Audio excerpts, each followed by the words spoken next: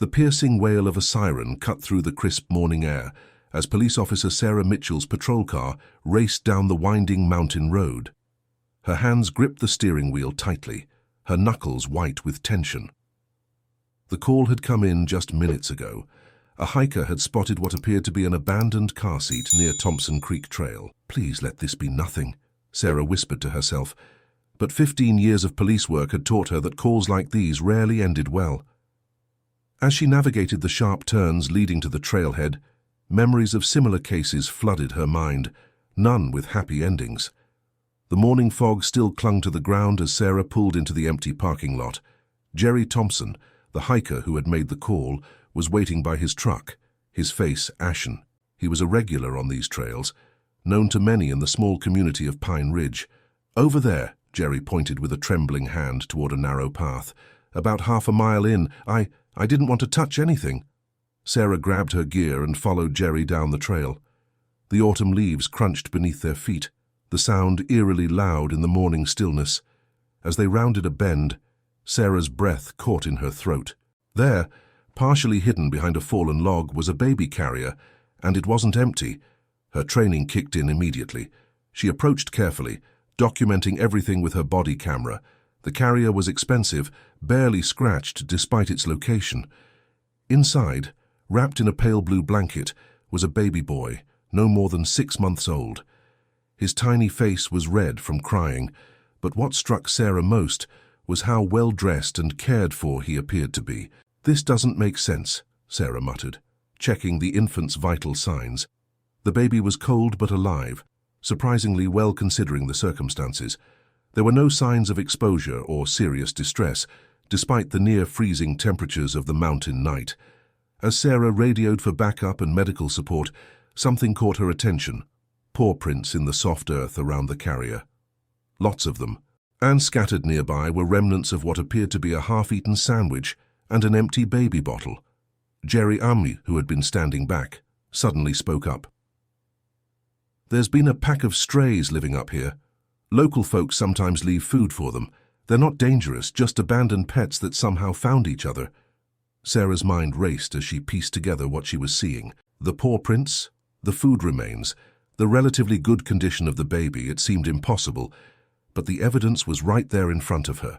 These dogs, these abandoned animals, had somehow kept this abandoned child alive.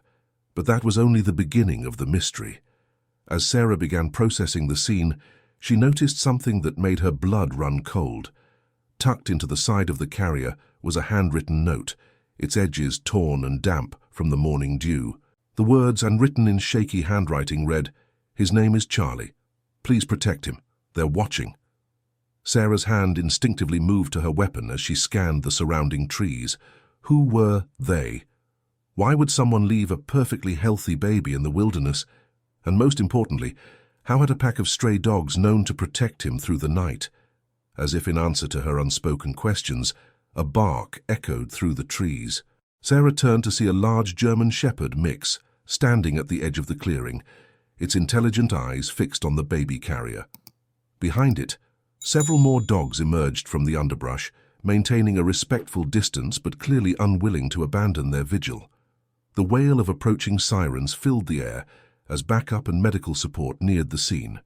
Sarah knew that this case was far from over. In fact, it was about to become one of the most extraordinary investigations of her career, not because of any supernatural element, but because it would reveal just how remarkable ordinary creatures could be and how deep human desperation could run.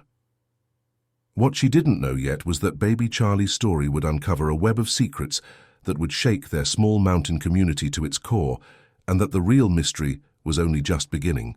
The fluorescent lights of Pine Ridge Police Station cast harsh shadows across Sarah's desk as she stared at the evidence photos spread before her. 3 days had passed since finding baby Charlie, and each new piece of information only deepened the mystery. "The DNA results are in," Detective Mark Torres announced, dropping a file on her desk. He pulled up a chair, the metal scraping against the worn linoleum floor. "The baby's genetic markers match a missing persons case from 6 months ago. Jessica Warner, age 28, disappeared from her home in Millbrook County." Sarah's eyes widened. Millbrook County was over 300 miles away.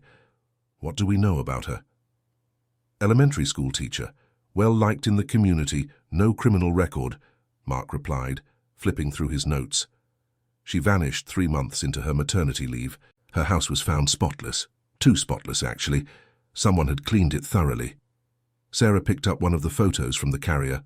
The note's words, "They're watching," seemed to taunt her. And the father. That's where it gets interesting. Mark leaned forward, lowering his voice despite the empty office. Jessica was a surrogate mother. The intended parents were Robert and Claire Blackwood. Robert's a federal prosecutor, handling major organized crime cases. Sarah felt the pieces starting to shift in her mind. Have they been notified? Here's the thing. Mark pulled out another document. The Blackwoods disappeared 2 weeks before Jessica. Their house burned down in what was ruled a suspicious fire. The case is still open. The office door opened, and Animal Control Officer Jenny Ramirez walked in, carrying her own stack of files. She'd been working with the stray dogs that had protected Charlie, trying to piece together their story. "You need to see this," Jenny said, spreading out several photographs. "The German Shepherd mix. He's trained, extensively. The way he's been coordinating the other dogs, his protective behaviors, this isn't just a stray. He's a professional protection dog, probably worth thousands." Sarah studied the photos of the dog, remembering his intelligent eyes at the scene. Could he have belonged to the Blackwoods? "I checked with their insurance company," Mark interjected. "They did have a protection dog registered, a German Shepherd mix named Kaiser. He disappeared the night of the fire." Sarah stood up and walked to the evidence board, where Charlie's photo hung alongside the mysterious note. The baby was now in foster care, under round-the-clock protection. The dogs, including Kaiser, were being kept at a secure facility, as potential evidence in what was becoming a much larger case. "So we have a surrogate mother who disappears," Sarah thought out loud. "The intended parents' house burns down. Their trained protection dog shows up 300 miles away guarding their baby." She turned to face her colleagues. "Someone's trying to hide this child." Jenny approached the board, pointing to a detail in one of the scene photos. "Look at this.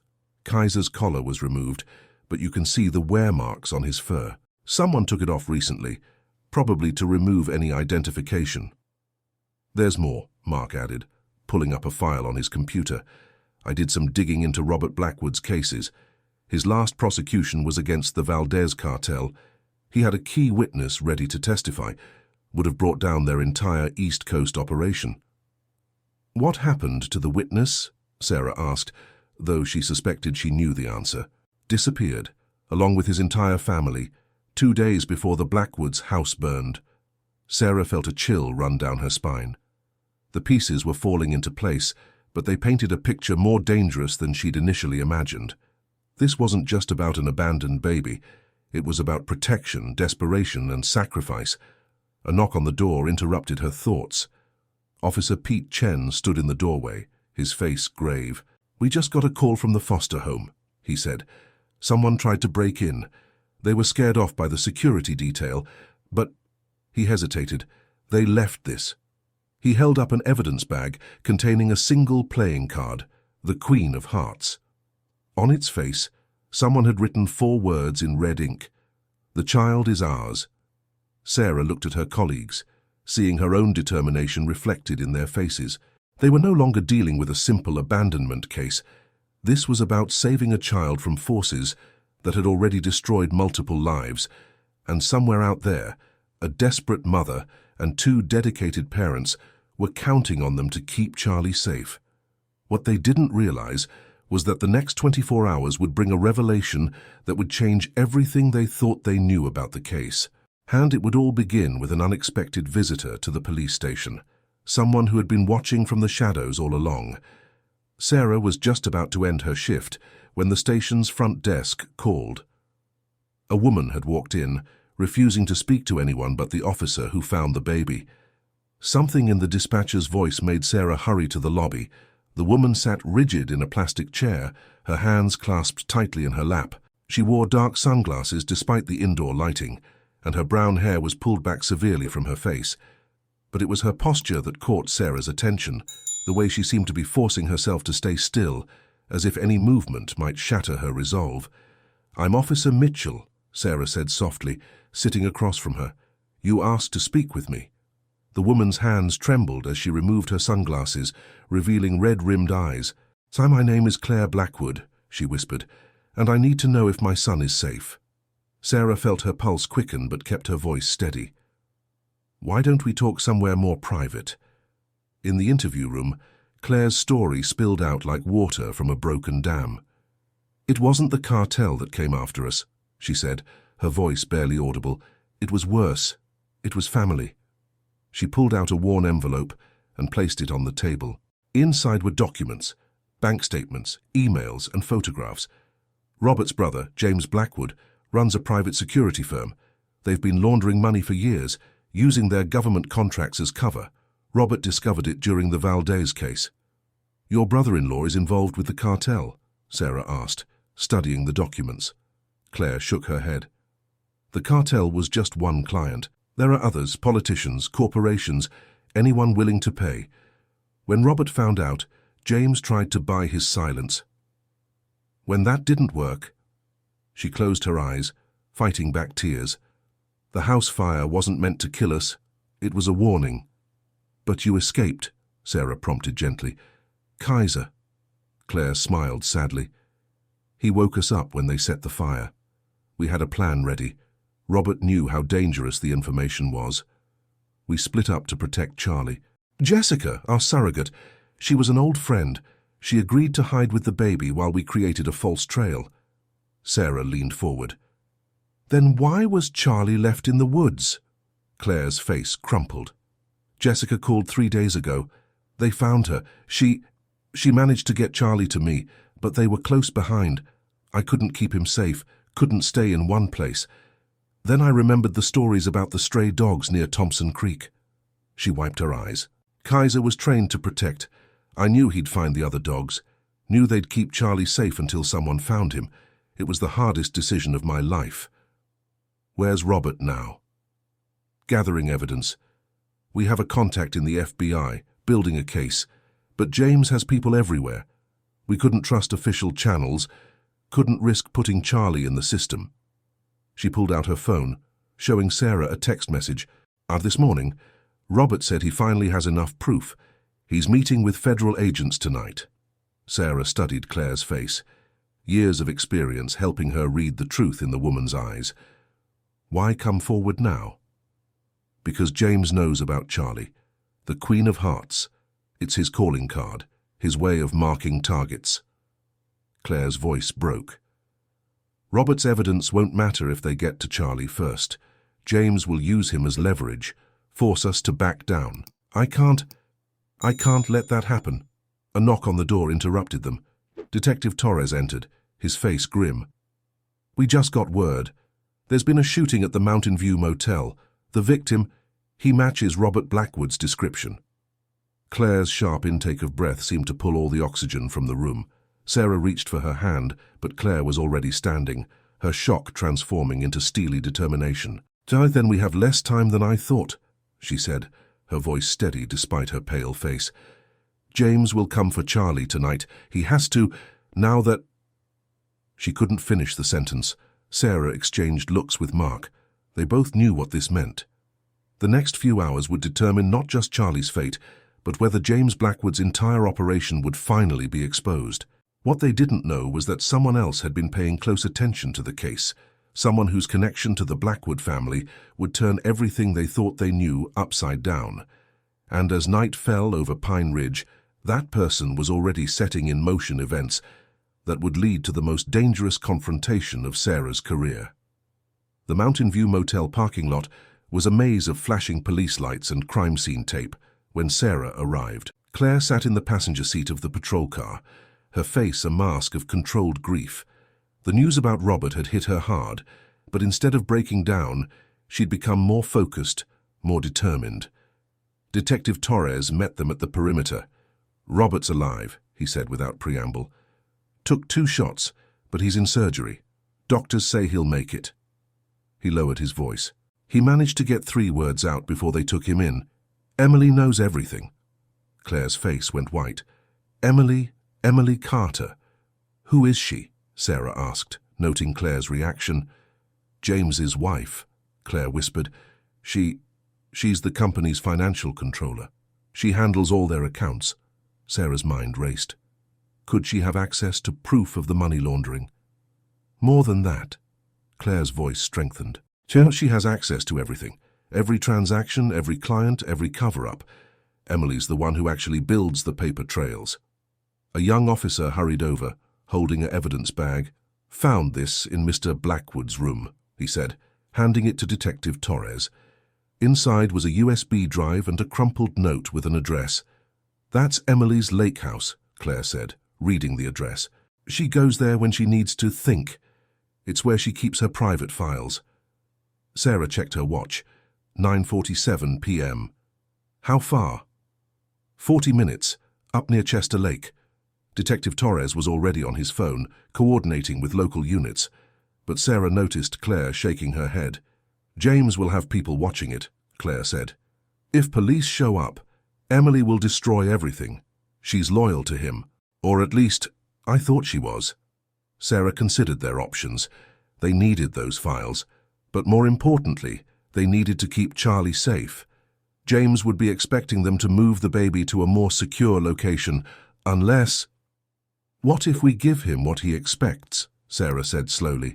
Make it obvious we're transferring Charlie. Draw his attention. She turned to Claire. While someone else visits Emily. Detective Torres caught on immediately. I'll coordinate with SWAT. Set up a convoy. Make it very visible. No. Claire's voice was firm. I'll go to Emily. She knows me, trusts me. And if Robert's message is right, if she really knows everything... She met Sarah's eyes. You focus on protecting my son. Sarah wanted to argue, but she saw the resolve in Claire's face. This woman had already risked everything to protect her child. She deserved the chance to fight back. The next hour was a blur of activity. Detective Torres orchestrated the fake transfer, complete with marked police cars and a decoy ambulance. Sarah, meanwhile, quietly moved Charlie to a new safe house, a cabin owned by Jenny Ramirez, the animal control officer, well off any major roads. Kaiser and 2 other dogs from the original pack were already there, thoroughly sweeping the perimeter. Jenny had been right about their training. They moved with purpose, alert to every sound and movement. As Sarah settled Charlie into the cabin's makeshift nursery, her phone buzzed. A text from Claire. I'm here. Emily's alone. Sarah sent back a simple, be careful, and turned her attention to securing the cabin. Jenny had set up motion sensors in the surrounding woods, and they had a clear view of the only access road. If James's people took the bait and followed the convoy, they might just buy enough time for Claire to get what they needed from Emily. But as the minutes ticked by, Sarah couldn't shake the feeling that something wasn't right. The night was too quiet, the plan too neat. Years of police work had taught her that when things seemed to be going smoothly, that's when you needed to worry most. Her instincts proved correct at 11:23 p.m., when 3 things happened almost simultaneously. The power went out, plunging the cabin into darkness. Kaiser and the other dogs began barking urgently, and Sarah's phone lit up with a message from an unknown number. The text contained only a photo, Emily Carter's driver's license, spattered with what looked like blood, and 4 words that made Sarah's heart stop. Wrong sister chose sides. In that moment, Sarah realized their fatal mistake. They'd been so focused on James Blackwood, they'd forgotten a fundamental truth. Sometimes the most dangerous enemies are the ones you trust most. And now, thanks to that oversight, they had walked right into a trap. The sound of approaching vehicles echoed through the woods. Sarah checked her weapon and moved to the window, watching headlights cut through the darkness. The next few minutes would determine not just Charlie's fate, but whether justice would finally catch up with the Blackwood family's crimes. What Sarah didn't know was that the biggest surprise of the night was still to come, and it would arrive in the form of an ally she never expected. The cabin's darkness pressed in around Sarah as she cradled Charlie in one arm, her service weapon steady in her other hand. Kaiser and the other dogs had fallen silent, a silence more worrying than their barking. Through the window, She counted 4 vehicles, 2 SUVs and 2 sedans, their headlights now dark. Her radio crackled softly. Jenny Ramirez's voice came through in a whisper. Movement in the trees. At least 6 people. They're trying to surround us. Sarah's mind raced. The back room had no windows, it could buy them time, but it was also a potential trap. They needed options, but more importantly, they needed help. Her phone showed no signal. They'd probably brought a jammer. Suddenly, Kaiser's head snapped toward the kitchen door. His posture changed, not aggressive, but alert. Before Sarah could process what this meant, there was a soft click, and a figure slipped inside. "Don't shoot," a woman's voice whispered. "I'm Emily Carter." Sarah kept her weapon trained on the shadow. "Prove it." The woman slowly raised her hands, moving into a slice of moonlight from the window. It was indeed Emily Carter, but not how they expected. Her expensive clothes were dirty and torn, and a fresh bruise darkened her cheek. "Claire was right about the lake house," Emily said quickly, "but wrong about my loyalty. I've been gathering evidence against James for months. That's why he has to move tonight. He found my backup drives." "The photo of your license," Sarah demanded. "Staged. I needed them to think they'd caught me, to buy time." Emily's eyes fixed on Charlie. "James isn't here for the baby anymore. He's here to tie up loose ends, all of them. He can't risk any witnesses, not after Robert survived." Outside, gravel crunched under heavy boots. They were running out of time. "Why should I trust you?" Sarah asked. Though something in Emily's eyes, the same determined look she'd seen in Claire's, made her want to believe. "Because I'm the one who left the playing card at the foster home," Emily replied. "I needed you to take Charlie somewhere else, somewhere I could find you, and because I placed a call 30 minutes ago to someone James would never expect." As if on cue, Sarah's radio crackled again, but this time it was Detective Torres's voice. "Package received, units in position." Emily smiled grimly. "The Lake House files? I uploaded everything to the FBI an hour ago. The team surrounding this cabin, they're not just James's men. Half of them are federal agents, waiting for my signal." A sharp whistle cut through the night, 3 short bursts. "That's it," Emily said. "Watch." The next few minutes were a blur of action. Shouts erupted outside, followed by the unmistakable sound of federal agents announcing themselves. Flashlights crisscrossed through the windows as the hidden agents revealed themselves, catching James's men in a perfectly executed pincer movement.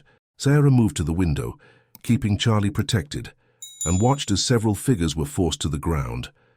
Among them was a tall man she recognized from photos, James Blackwood himself, his face a mask of rage as he was handcuffed. Then another figure emerged from one of the SUVs, Claire Blackwood, escorted by FBI agents. She'd been part of the operation all along, working with Emily to set the trap. Dawn was breaking by the time everything was secured. Sarah stood on the cabin's porch, watching as James and his men were loaded into federal vehicles. Claire held Charlie, tears streaming down her face as she talked with Emily. The 2 sisters-in-law had found common ground in their determination to protect an innocent child and expose the truth. Kaiser sat at Sarah's feet, alert but relaxed, as if he too knew his job was finally done. Jenny was already making arrangements to adopt him and his packmates. Heroes deserved good homes, after all. Detective Torres approached, holding up his phone. "Robert's out of surgery. He's asking about Charlie." Sarah nodded, watching as Claire's face lit up at the news. Sometimes happy endings weren't about dramatic rescues or last-minute miracles. Sometimes they were about ordinary people finding the courage to do the right thing, about loyalty proven in the darkest moments, and about the unexpected ways family could be redefined. "Officer Mitchell," a federal agent called from near the cars. "We'll need your statement."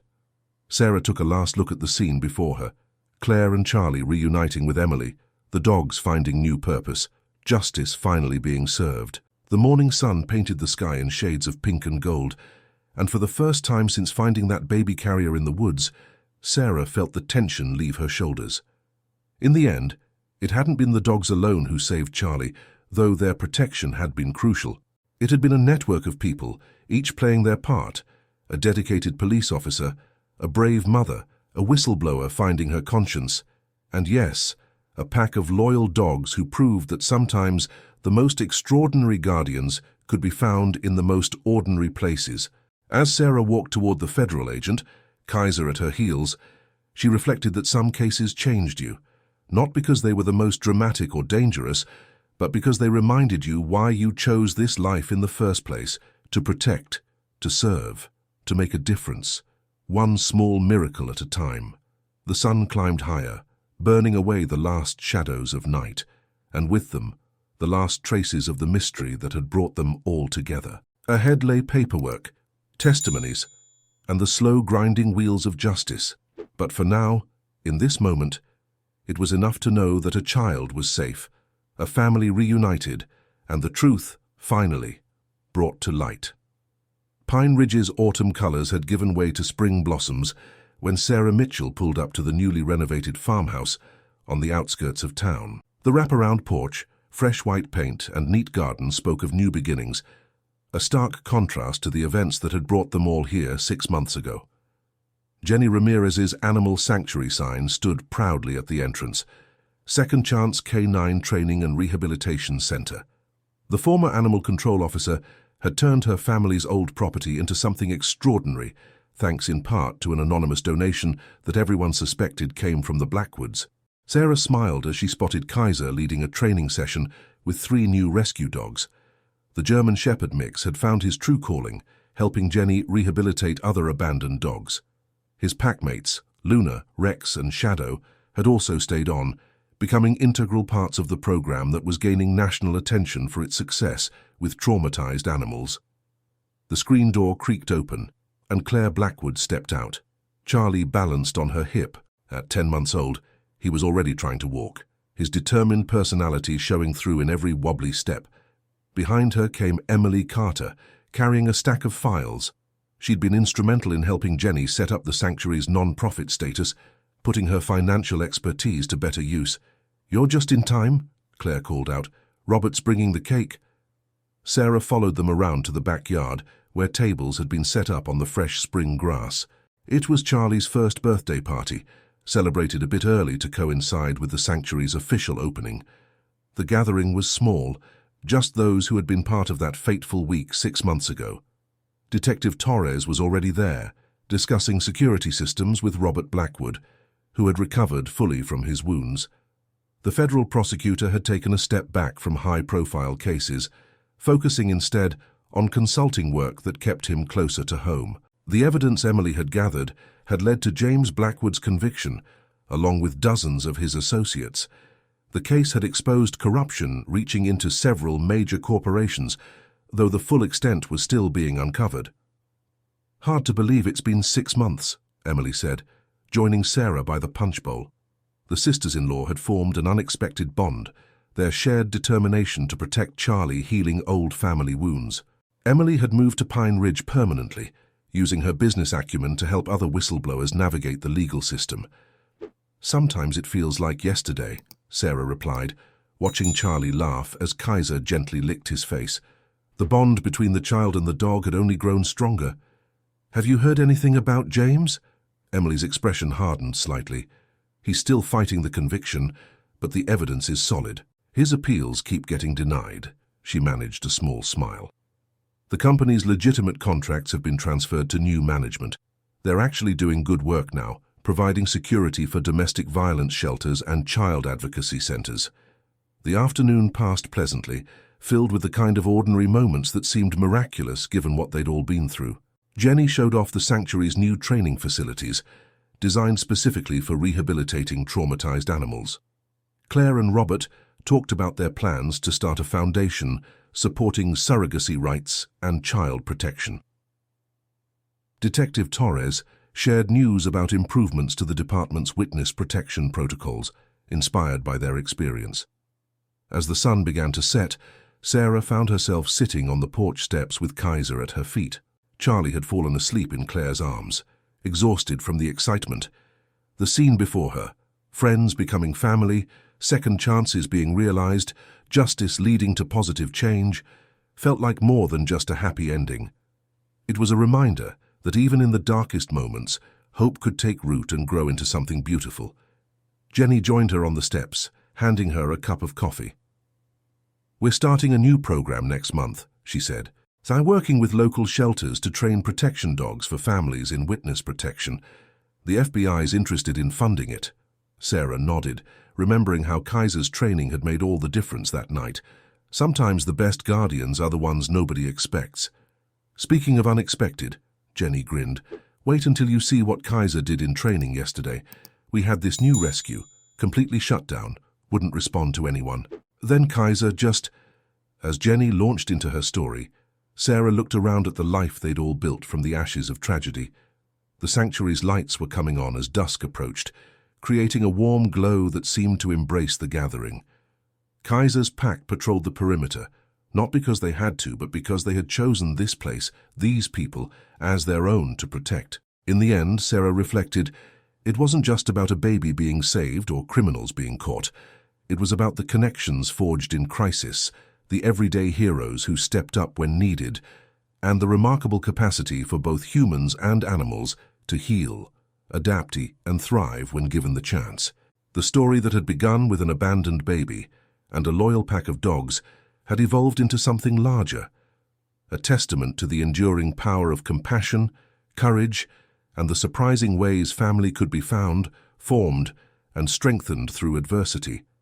As if reading her thoughts, Kaiser lifted his head and met her gaze with those intelligent amber eyes. In that moment, Sarah knew that while their original case was closed, their shared story was far from over. It was still being written, one day at a time, in the lives they touched and the changes they continued to make in their corner of the world. The evening air carried the promise of spring, of new beginnings, and of more stories yet to unfold. But for now, in this moment, it was enough to sit here among friends, both human and canine, and know that sometimes the most extraordinary chapters of our lives begin with a simple act of kindness, echoing outward in ways we never could have imagined. Thank you for joining me on this journey into the world of captivating stories. I trust you found today's narrative as engaging as I did.